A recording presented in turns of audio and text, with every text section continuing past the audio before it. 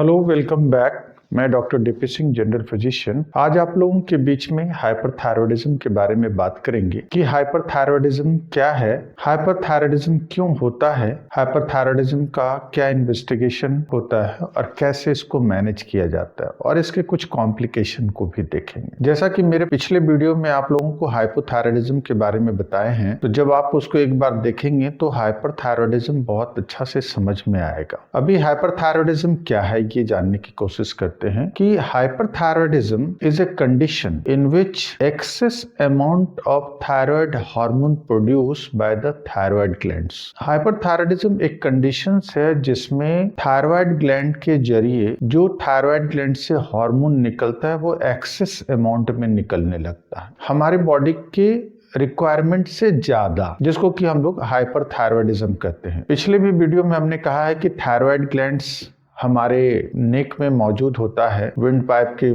सामने लगा होता है, लैरिंग्स के नीचे लगा होता है, और ये दो तरह के हार्मोन को रिलीज करता है। पहला T3, दूसरा T4। और ये कंट्रोल कैसे होता है, ये सारी बातों पर हम लोगों ने डिस्कस किया है कि इसे पिट्यूटरी और हाइपोथैलेमस कंट्रोल करता है अपने दो हार्मोन्स के जरिए। हाइपोथैलेमस जो है TRH हार्मोन पिट्यूटरी को भेजता है, और पिट्यूटरी जो है वो TSH को रिलीज करके हमारे थायराइड ग्लैंड को कंट्रोल करता है। लेकिन इस केस में हम लोग ये देखना चाह रहे हैं कि हाइपरथायरॉयडिज्म जो कंडीशंस है, इसमें ऑलरेडी बिना किसी रिस्पांस के थायराइड ग्लैंड्स एक्सेस अमाउंट में T3 है और T4 का सिक्रीशन को बढ़ा दिया है, जिसके कारण बहुत सारी समस्या होने लगता है। हार्मोन या तो अंडर एक्टिव कंडीशन में प्रोड्यूस हो रहा हो या ओवर एक्टिव हो। हार्मोन अगर अपने नॉर्मल अमाउंट से कम है तो भी प्रॉब्लम्स है, और अगर हार्मोन नॉर्मल अमाउंट से ज्यादा हो जाए तो भी प्रॉब्लम्स है। दोनों ही स्थिति में ये प्रॉब्लम क्रिएट करता है। तो यहाँ पर हाइपरथायरॉयडिज्म जो हो रहा है, हार्मोन कहा कि अपने नॉर्मल लेवल से अधिक बन रहा है, एक्सेस सिक्रीशंस करा रहा है थायराइड ग्लैंड्स,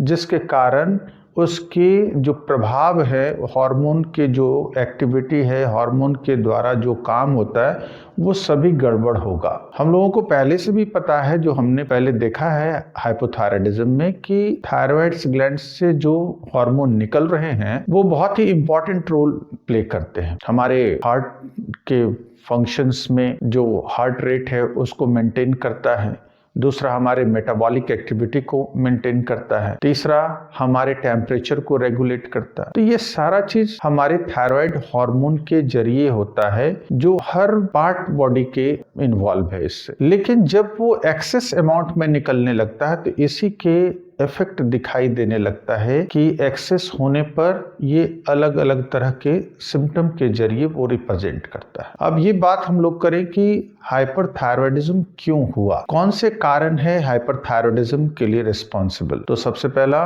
क्रेब्स डिजीज, जो ऑटो इम्यून डिजीजेज हैं, इस केस में too much secretion of hormone from the thyroid glands, excess amount में निकलने लगा, पहला कारण हो सकता है। दूसरा कारण हो सकता है थायराइडाइटिस, थायराइड में इन्फ्लेमेशन होने के कारण। बहुत सारे कारण हैं इन्फ्लेमेशन के, जिसकी वजह से एक्सेस थायराइड ग्लैंड का प्रोडक्शन होने लगा। तीसरा कारण हो सकता है थायराइड नोड्यूल्स। थायराइड नोड्यूल्स जो हैं वो कभी कभी थायराइड ग्लैंड्स में मल्टी नोड्यूलर ग्वाइटर्स बन करके वो थायराइड हार्मोन के सिक्रीशन को बढ़ा देता है। या फिर चौथा कारण देखें, एक्सेस इनटेक ऑफ आयोडीन। अगर आयोडीन का एक्सेस इनटेक करते हैं तो हाइपरथायरॉयडिज्म होने की संभावना है। ये सभी कारण हैं जिसकी वजह से हाइपरथायरॉयडिज्म होता है। अब बात करते हैं कि अगर हाइपरथायरॉयडिज्म है तो क्या सिम्टम्स हो सकता है। तो हाइपरथायरॉयडिज्म जो है उसके सिम्टम्स है, पहला अगर सिम्टम देखे तो कहा कि इंटॉलरेंस ऑफ हीट। यहाँ पर क्या हो रहा है कि मेटाबॉलिज्म अधिक हो गया, टेम्परेचर्स हमारे बॉडी में जो हमने कहा कि रेगुलेट करता है, तो अधिक टेम्परेचर्स हो रहे हैं हमारे बॉडी के, जिसके कारण कहा कि इंटॉलरेंस ऑफ हीट, वो गर्मी बर्दाश्त नहीं होता है। उसके साथ साथ कहा एक्सेस स्वेटिंग होगा, काफी पसीना निकलता रहेगा, कुछ भी थोड़ा काम किया तो काफी पसीने पसीने हो जाता है। इसके अलावे है इर्रेगुलर बॉबिल्स,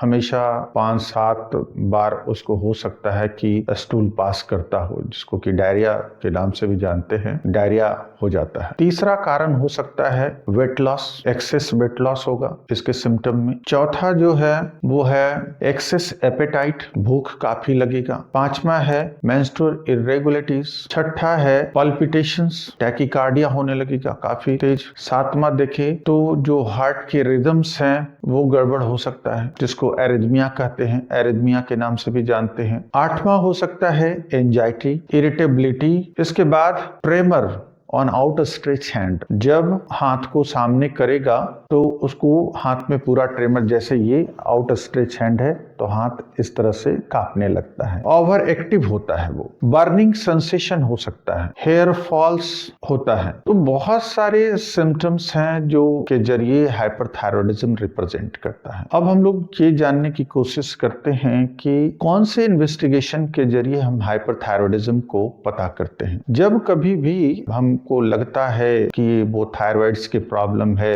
हाइपरथायरॉयडिज्म जो फीचर्स है के आधार पर हमको लगता है कि हाइपरथायरॉयडिज्म है, तो हम लोग उसका थायराइड फंक्शन टेस्ट कराते हैं, जिसमें T3, T4 एंड TSH कराते हैं। थायराइड फंक्शन में जो रिजल्ट होगा, जिसमें देखेंगे कि TSH के लेवल कम होगा और T4 के लेवल एक्सेस होगा, इसलिए कि थायराइड ग्लैंड से निकलने वाले जो हार्मोन्स हैं T3 और T4 वो बढ़ा हुआ होगा, या तो T3 T4 दोनों बढ़ा हो या T4 बढ़ा हो। तो ये इंडिकेशन है कि थायराइड ओवर एक्टिव हो चुका है और थायराइड से जो हार्मोन है वो ज्यादा निकल रहा है। और इसके जो कंपैरिजंस जब हम लोग TSH से करते हैं तो TSH देखते हैं कि बहुत लो चला गया, तो ये फीचर्स है हाइपरथायरॉयडिज्म। दूसरा है कि अगर ये हाइपरथायरॉयडिज्म है तो हम लोग रेडियो आयोडीन अपटेक टेस्ट कराते हैं। जब ऐसा पिक्चर मिलता है ब्लड टेस्ट के रिपोर्ट में कि T3 या T4 एक्सेस हैं और TSH के लेवल कम है, तो रेडियो आयोडीन अपटेक टेस्ट कराते हैं, ये जानने के लिए कि इंटायर थायराइड ग्लैंड्स की हाइपर फंक्शनिंग में है कि किसी खास हिस्से का जो थायराइड ग्लैंड्स है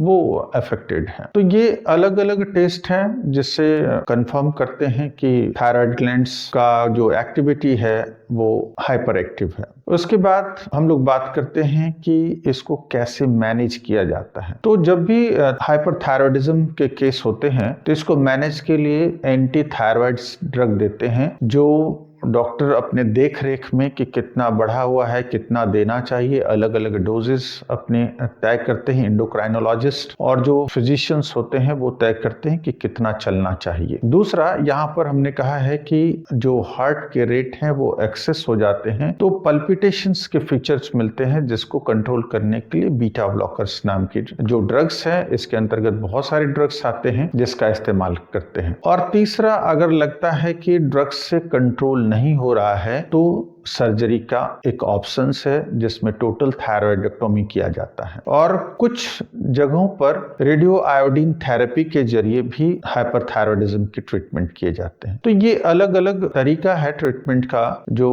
डॉक्टर डिसाइड करते हैं कि कब क्या देना चाहिए, किनको क्या जरूरत है, उनके हिसाब से। इसके कुछ कॉम्प्लिकेशंस भी हैं। हाइपरथायरॉयडिज्म के कॉम्प्लिकेशंस हैं, विजन्स के प्रॉब्लम करा सकते हैं, क्योंकि ये हाइपरथायरॉयडिज्म में कभी कभी बल्जिंग ऑफ आई के जरिए इंडिकेट करता है, या फिर बोन ब्रेक हो सकते हैं, जो विजन्स हैं वो गड़बड़ हो सकता है। तो बहुत सारे जो कॉम्प्लिकेशंस हैं वो होने की संभावनाएं हैं, हार्ट फेलियर्स हो सकते हैं। इसीलिए हाइपरथायरॉयडिज्म जब कभी भी किसी को पता चलता है तो अपने जो नजदीकी एंडोक्राइनोलॉजिस्ट हैं, अच्छे फिजिशियंस हैं, उनसे संपर्क करना चाहिए, उसके बारे में पूरी जानकारी लेकर और उसका प्रॉपर ट्रीटमेंट होना चाहिए, जिससे कि पेशेंट को फ्यूचर्स में इसके कॉम्प्लिकेशन से सफर ना करना पड़े।